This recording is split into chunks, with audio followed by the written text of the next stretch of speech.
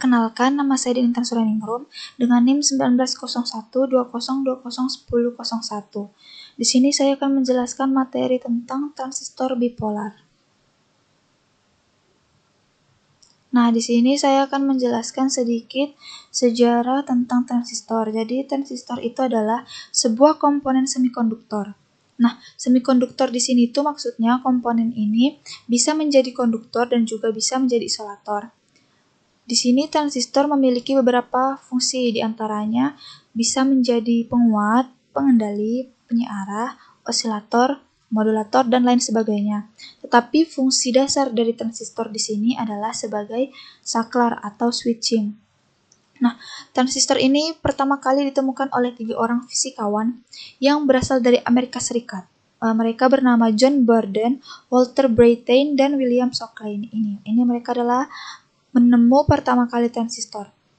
Dan mereka menemukan transistor itu pertama kali berjenis transistor bipolar pada akhir tahun 1947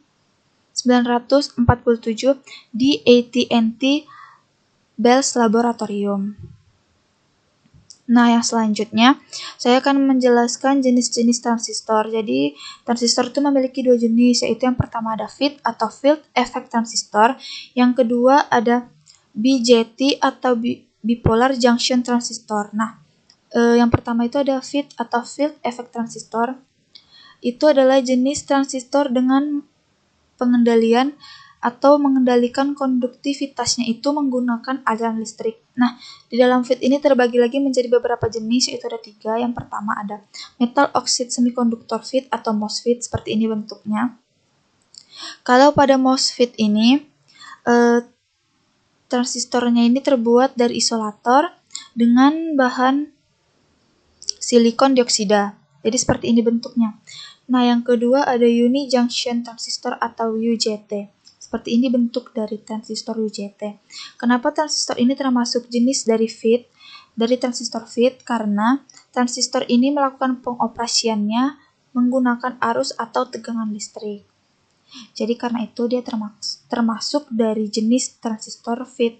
Nah, yang terakhir ada Junction Field Effect Transistor atau JFET. Jadi transistor ini menggunakan transistor isolator sebagai transistor pada persimpangannya. Jadi ini adalah bentuk dari Junction Field Effect Transistor atau JFET. Nah, yang selanjutnya saya akan menjelaskan tentang transistor bipolar. Nah, transistor bipolar ini berasal dari 2 kata, yaitu bi dan polar, di mana bi itu artinya 2 dan polar itu adalah kutub. Jadi transistor bipolar ini memiliki 2 kutub, yaitu positif dan negatif, dan merupakan komponen semikonduktor. Nah, transistor bipolar atau bipolar junction transistor ini memiliki 3 kaki. Yang pertama ada kaki kolektor atau pengumpul, yang kedua kaki basis atau dasar, dan yang ketiga kaki emitor atau pemancar. Nah, tujuan ditemukan atau diciptakannya transistor bipolar ini adalah inovasi yang digunakan untuk menggantikan transistor tabung atau dengan nama lain vacuum tube. Karena dimensi atau bentuk dari transistor bipolar ini relatif lebih kecil. Disipasi dayanya juga lebih kecil, sehingga dapat mempermudah pekerjaan yang dilakukan pada suhu yang dingin. Nah, yang selanjutnya ini ada kelebihan dari transistor bipolar. Yang pertama, transistor bipolar ini mempunyai kemampuan driving yang cukup tinggi. Yang kedua, operasi frekuensi pada transistor bipolar ini tinggi. Dan yang ketiga, transistor bipolar ini memiliki emitor couple logic yang digunakan dalam komponen ini sebagai saklar digital. Nah, selanjutnya saya akan menjelaskan prinsip kerja dari transistor bipolar. Di sini juga prinsip kerjanya ini terbagi menjadi 2, yaitu dari transistor NPN dan dari transistor PNP. Nah, yang pertama itu ada transistor PNP. Jadi transistor ini adalah positif, negatif, dan positif. Dan base-nya berada di kaki negatif. Nah, pada PNP ini arus yang masuk itu hanya berasal dari emitter. Sedangkan arus dari base dan kolektor ini keluar.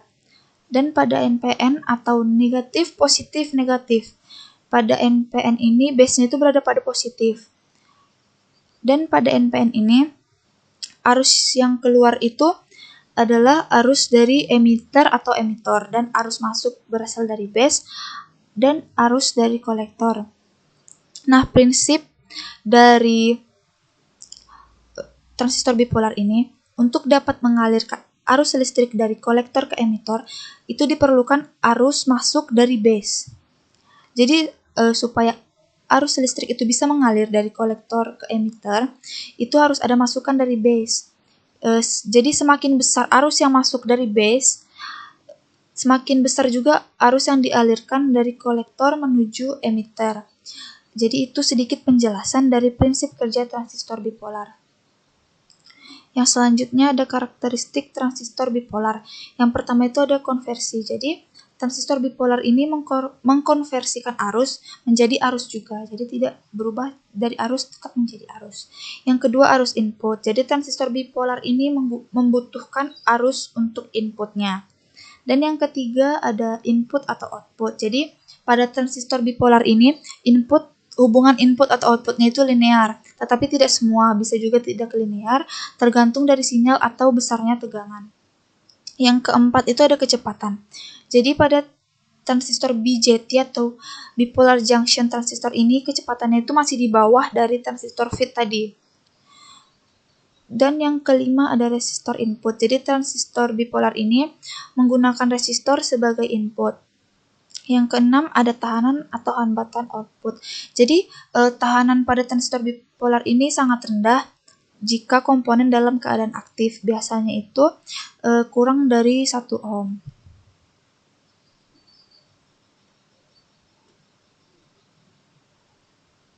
Sekian dari saya. Apabila ada kesalahan mohon dimaafkan. Terima kasih.